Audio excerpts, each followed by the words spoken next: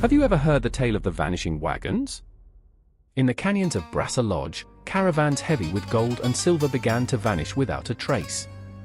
The merchants whispered of ghost riders, pale figures in white cloaks, striking in the night, then fading like smoke in the wind. To solve the mystery, they called for Mark, not a gunslinger, but a clever man who could read the sand and see what others missed. By his side rode the sheriff's daughter, eager to prove the legends were nothing but stories. But the desert holds its secrets tight. And what they found out, there was no ghost story. It was a truth darker than any phantom, a betrayal that would change the town forever. The desert sun sank behind jagged ridges as red rock settled into rhythm. Dust swirled lazily down the main street, clinging to boots and wagon wheels. The saloon doors creaked on their hinges as merchants, ranchers, and drifters slipped inside to trade stories and drown fears in whiskey. Red Rock was not wealthy, but a crossroads where caravans from the mines met cattle drives from the south. That crossroads had become dangerous, and everyone knew why. For weeks, caravans vanished in Brassa Lodge Canyon. Wagons loaded with gold, silver, and goods disappeared as if swallowed by earth. Survivors, few and shaken, spoke in hushed voices of white-cloaked riders who appeared in moonlight and vanished without tracks. Some called them spirits of dead outlaws, cursed to haunt the canyon. Others whispered no man should ride Brassa Road after dusk. Terrified yet desperate, merchants pooled money to hire help. But instead of a gunfighter, they found a quiet man named Mark. Mark did not look like the hero they wanted.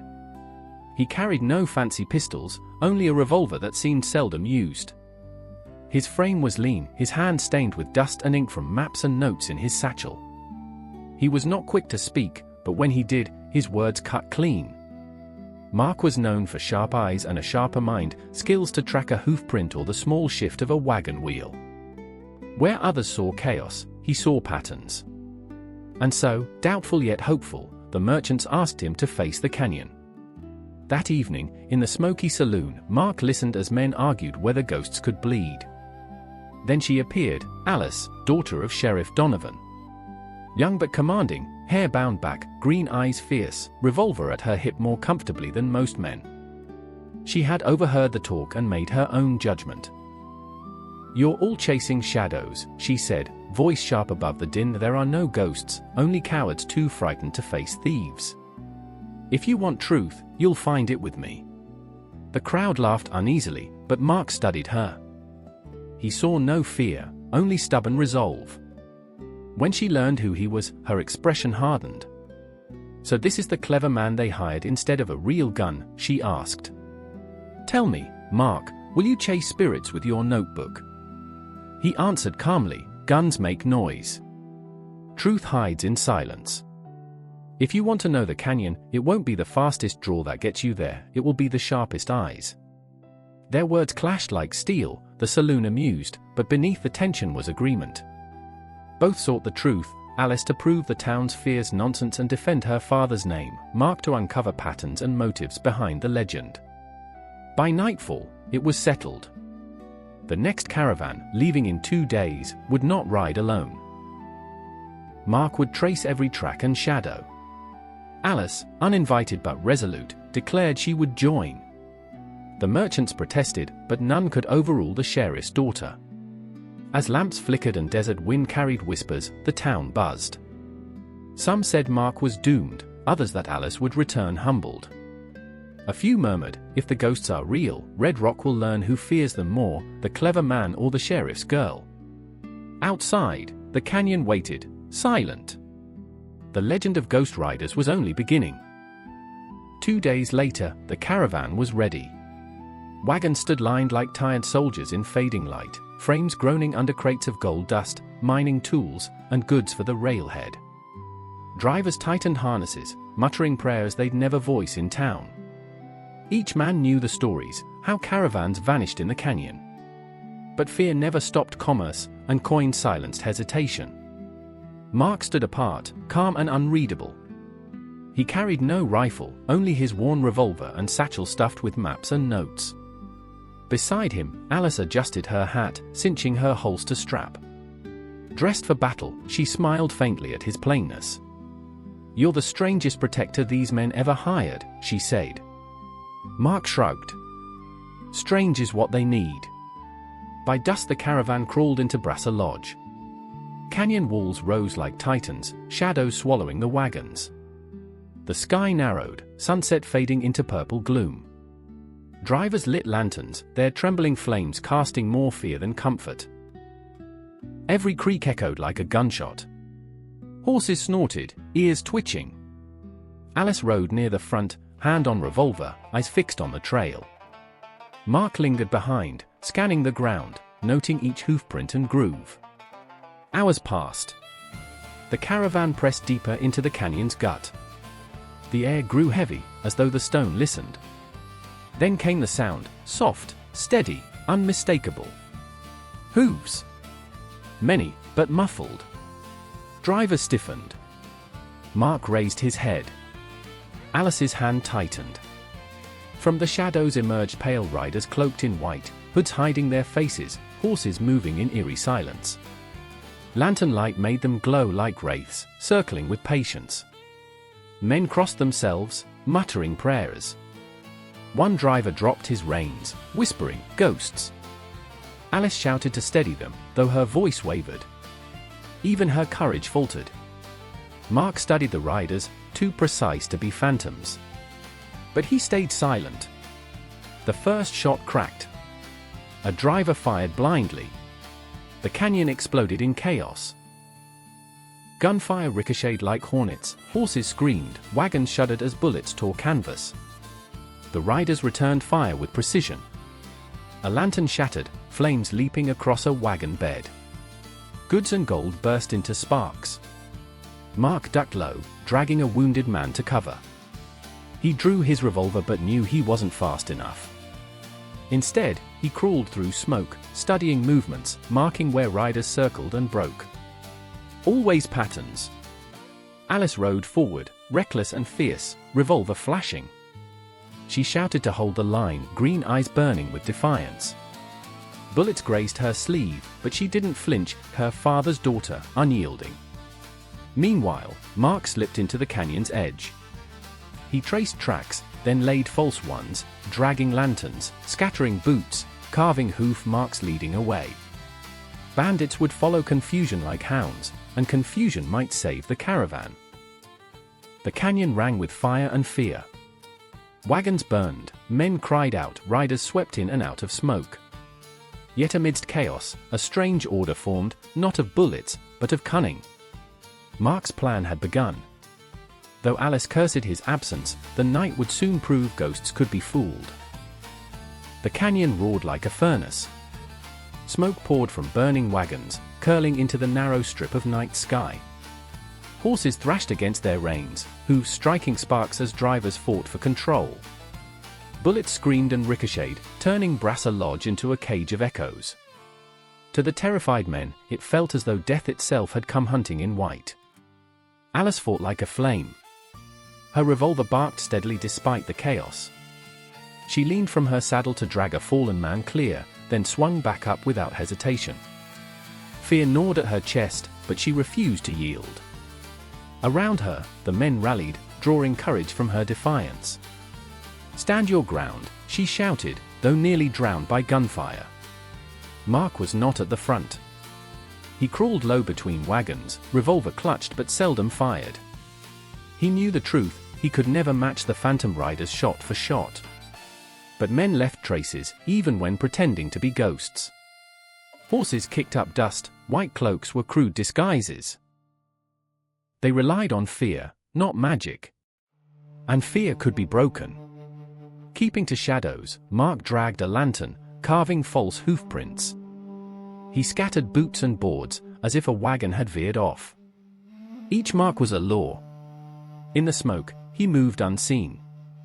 The first sign his plan worked came when two riders broke formation, following his false trail. Soon others peeled away, chasing phantoms of their own. The caravan circle held tighter, fewer enemies pressing them. Confusion, Mark knew, was sharper than lead. Still, the cost was high. One wagon burned to its wheels, spilling gold into flames. A driver, struck in the chest, gasped his last as Alice held his hand. Blood and smoke made the canyon a tomb. Yet even in despair, the men fell to shift. The impossible ghosts bled when shot, faltered when tricked. They were men after all. Mark returned as the fighting ebbed. Clothes singed, face streaked with soot, his eyes shone with cold calculation. He helped push a wagon upright, then knelt to trace bandit movements in dust. Alice stormed toward him, fury in her steps. "Where were you?" she demanded, voice hoarse. "Men died while you hid in shadows." Mark met her gaze. "And more would have died if I hadn't sent half their riders chasing ghosts." "You fight with fire, Alice." "I fight with smoke." She wanted to strike him, to scream bravery mattered more than riddles, but she could not deny what she'd seen, the enemy breaking apart under his tricks. Her pride burned, yet respect stirred. By dawn, the wagons limped from the canyon, scarred but not destroyed. Half the goods lost, many men wounded, but alive. The legend of the ghost riders cracked. And though the town would whisper of Alice's courage, it would also whisper of the strange man who beat phantoms not with bullets, but with cunning. The survivors of the caravan stumbled into the desert at dawn, faces hollow with smoke and exhaustion. The sun rose crimson, bleeding light across wounded wagons. Horses trembled, eyes rolling white, flanks streaked with sweat and dust. Men whispered thanks to God, though they carried the weight of friends lost. What remained of the goods was piled into 2 wagons, gold glinting through cracked boards like a cruel reminder of what was nearly stolen. Mark walked ahead, silent, eyes bent to the ground. The earth was a ledger to him. Tracks told everything, the curve of a hoof, the drag of a boot, the scatter where riders panicked. He crouched near a broken wheel and lifted a scrap of white cloth, coarse but clean. Not ghostly sheets, but stitched disguises. Alice rode up, her voice sharp. "You hid while men bled. You made tricks in the dirt while we fought." Mark didn't look at her. "And yet you're alive to scold me. That's proof enough." Her jaw tightened. She dismounted, kneeling beside him. "What are you seeing?" He showed the cloth. "Not spirits. Costumes. And look, the horse's hooves. Steel shoes, well made. No starving drifter rides such stock. These are disciplined men, supplied men. Someone with coin is behind this." Alice frowned, pride at war with reason. She glanced toward the canyon. "You think they're from here?" "From Red Rock." Mark traced a boot print. "I think they eat at the same tables we do." They rode in silence, following scattered tracks. The desert stretched wide, empty but watchful. Soon they found a symbol carved in stone, a circle with 3 lines, fresh, guiding riders to hidden caves. Mark studied it. Not just banditry. A system. A network. Alice folded her arms. "Then we follow it." Mark glanced at her. "The path is dangerous. Whoever leads them won't welcome us." "Good," she said. "I've never been welcomed anywhere I wasn't supposed to be." Her words hung between them, heavy as iron. For the first time, Mark allowed a faint smile. She was fire, reckless but pure. He was smoke, patient and hidden. Together, though neither admitted it, they drew closer to a truth that would shatter Red Rock. Behind them, the caravan limped back to town. Ahead, the canyon called like a throat-swallowing light. The legend of the ghost riders unraveled thread by thread, but the deeper truth, who wove that cloth, who commanded those hooves, waited still in the shadows. The trail led them deeper into the canyon, where the air cooled and light dimmed. Walls pressed close, towering slabs of red stone streaked with shadow. Birds circled high, their cries echoing like warnings. Mark rode in silence, scanning every ridge, every hollow, every pebble. Alice followed, her hand near her revolver, her heart burning more with determination than fear. Hours passed before they found it, a cleft in the canyon wall, half hidden by brush and boulders. At first glance just a crack in stone. Mark dismounted, brushed aside debris, and revealed a cave entrance. The air that drifted out was stale, tinged with oil and smoke. He raised his lantern and stepped inside. What they saw silenced them. The cave opened into a chamber large enough to hold wagons. Crates and sacks lined the walls, flour, ammunition, whiskey, cloth. Gold glimmered in open chests, a half-burned wagon wheel leaned like a trophy. This was no scattered loot. It was a warehouse, a hoard built raid after raid. Alice's breath caught. It's all here, everything they stole. Mark ran his hand over crate stamps. And more. Some came from caravans no one reported. Whole shipments vanished. Alice clenched her fists. Then we found them. But Mark shook his head. Not the whole truth. Look here. He held up a ledger, half burned but legible. Names, numbers, routes in neat handwriting. Not an outlaw scrawl. Someone educated, trusted. Alice leaned closer, eyes widening at the script she knew too well. She turned pale. No, she whispered. Mark read her silence. You know who wrote this. She tried to deny it, but the truth pressed heavy. It can't be. My father's the sheriff. He keeps this town safe. Her voice cracked. Mark closed the ledger, tucking it into his satchel. Safety is easy to claim when you control the danger. Alice shook her head. You don't understand. He raised me to believe in law, in order. He couldn't. Mark's voice was steady. We don't choose the truth, Alice. Only what we do with it. The cave felt colder, betrayal heavy in the air. Alice pressed her palms to her face, fighting tears. For the first time, her fire dimmed. Mark turned to the entrance, lantern high. This city bleeds from a wound it doesn't see. We'll need proof, more than a ledger or crates. We must confront him. Alice's voice trembled but carried steel. Then I'll be there. If he truly is what you say, I'll face it myself. The lantern flame flickered, casting long shadows. Riches gleamed in the dark, silent witnesses to treachery. And in that silence, both knew, the Ghost Riders were not Red Rock's greatest danger. The sheriff was. The saloon in Red Rock was packed, as though the whole town had gathered to drink away fear. Laughter rang false. The piano stumbled, but no one listened. Shadows stretched across the floorboards, the air sharp with whiskey and tobacco. Merchants and ranchers huddled at tables, stealing glances at the sheriff seated like a king at the far end. His badge gleamed in lamplight, shoulders casting an aura of command. To the townsfolk, Sheriff Donovan was law carved in flesh. That illusion broke when Mark walked through the swinging doors. The saloon quieted. Boots scraped. Alice followed a step behind, pale but resolute. Mark's eyes swept the room, steady, measuring. No gunslinger swagger, but his calm made the room colder. He strode to the center and set a charred ledger on a table with a thud. Sheriff Donovan, Mark said, voice clear. Your ghost's left a trail, and it ends with you. For a heartbeat, silence. The piano stopped. Glasses froze mid-air.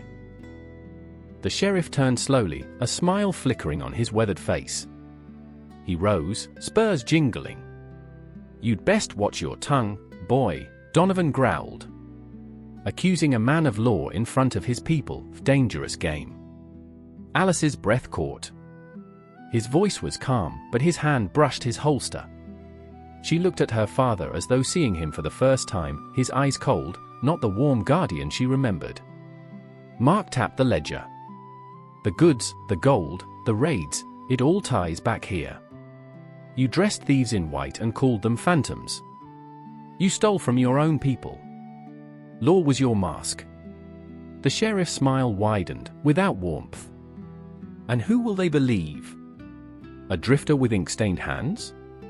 Or the man who's kept them safe 10 years? The room erupted with murmurs. Some men rose, hands twitching near their guns. Tension snapped like dry timber. The first bottle flew, smashing. A chair toppled. Then gunfire burst like thunder. Chaos. Tables overturned, lanterns shattered flames, smoke curled through rafters. Shouts turned to screams as bullets tore the haze. The piano splintered, keys clattering like bones. Mark ducked low, dragging Alice behind a table. "Stay close," he barked. She already gripped her revolver, firing through the smoke. Mark, slower on the draw, used shadows, slipping between barrels, shoving mirrors to blind shooters, scattering glass under boots. Donovan moved like a predator, his voice booming. "This town is mine. And no bookkeeper will take it from me." His revolver flashed, each shot precise, men dropping where he aimed. But the tide shifted. Merchants who had feared him now fought back, clumsy but desperate. The saloon became a battlefield, smoke and fire choking the air, every man caught in the storm. Amidst the frenzy, Mark's eyes never left Donovan. The lawman was no longer hiding. The mask was gone. And the reckoning had only begun. The saloon burned like a forge, flames licking rafters as smoke thickened the air. Men crawled across the floor, dragging the wounded through shattered windows. The piano lay in ruins, keys scattered like teeth across bloodstained boards. Through the chaos, two figures stood locked, Mark and Sheriff Donovan. The sheriff rose in the haze, revolver gleaming, his badge catching firelight as if mocking its meaning. His eyes fixed on Mark with fury and certainty. Donovan had lived by the gun longer than most men in the room had lived at all. Mark knew it. Everyone knew it. Against him, Mark's revolver seemed almost laughable. Yet he did not waver. Alice crouched behind a table, torn between father and truth. She wanted to scream, to stop what was coming, but silence pressed harder than smoke. This was not her fight to end. "Come on, boy," Donovan growled. "Draw, if you've got the guts." Mark's hand hovered near his holster, but his mind raced. He had never been the fastest hand. He survived by seeing what others missed. His eyes flicked to the cracked mirror, fractured glass catching sparks. He noticed the lamp chain above, swaying loose. He saw not just the man before him, but the pieces of the room itself. Donovan sneered, mistaking stillness for fear. "Thought so. All brains, no backbone." He raised his revolver. That was when Mark moved. He kicked the mirror, shards scattering firelight into Donovan's eyes. In the split second of distraction, Mark ducked and tipped a table, glasses and whiskey cascading into the flames. Fire roared upward, blinding. Donovan fired blindly, bullets shattering bottles, wood splintering. Mark rolled through the smoke, revolver clearing leather. He fired once, the shot louder than all the others. The sheriff staggered. His gun slipped, clattering across the floor. For a heartbeat he stood, disbelief alone holding him. Then he fell, heavy and final, through broken glass. Alice's cry cut through the smoke. She rushed to her father's side, lifting his head into her arms. His eyes, once commanding, now flickered with fading life. She searched for some shred of the man she loved, but found only the truth she feared. Mark stood in the haze, chest heaving, revolver limp at his side. He felt no triumph, only the hollow ache of necessity. Killing a man, even a guilty one, never brought glory, only silence. The saloon quieted as smoke settled. Men stared at the sheriff's body, then at Mark.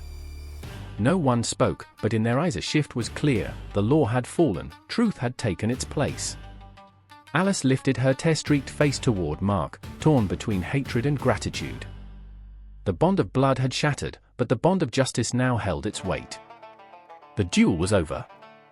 Yet the wound it carved into red rock was only beginning to bleed. Dawn crept over Red Rock, washing streets in pale gold. The saloon stood scarred and blackened, its windows shattered, doors hanging crooked. Smoke still drifted from beams, gunpowder lingering like memory. Townsfolk gathered in silence, faces pale. The sheriff lay dead, and with him the image of law they had trusted for years. Alice stood in the street, hands trembling though she hid it. Her father's body lay under canvas. The badge he once wore now rested in the dirt. She stared at it as though it were a relic of a man she no longer knew. Grief cut deep, but so did betrayal. Mark approached quietly, boots crunching ash. He let the silence breathe, then said, "Justice leaves scars. Sometimes it burns what we love, but leaves truth. That's the only way a town can live." Alice's eyes rimmed red. "He was my father. And yet, their thief. I hate you for killing him. And I thank you for it. How can both be true?" Mark's voice softened. "Because truth is heavier than love, heavier than hate. You'll carry both, but you'll walk straighter." She turned away, sleeve to her eyes. Around them, men spoke of rebuilding. Who would guard the town now? Who would lead? Some whispered of safety, others of curses. No one spoke of ghosts, though fear lingered like smoke. By midday, wagons again rolled through Red Rock. Drivers eyed the Brassa Road, but no pale riders came. The canyon was silent, its legend broken.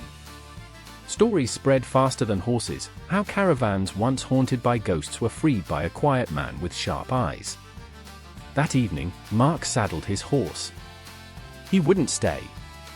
The town would heal or crumble on its own. As he mounted, a few men approached. "You weren't the fastest gun," one said. "But you were the sharpest mind." Mark nodded. "Keep your eyes open. Ghosts live only if you let them." He rode out as the sun sank, his shadow stretching across the desert. Behind him, Red Rock whispered, caught between relief and regret. Ahead, horizon waited, another road, another mystery. And in the canyon, where wind whistled through stone, the legend lived on, not as truth, but memory. Fear wears many masks, and justice often comes from those least expected.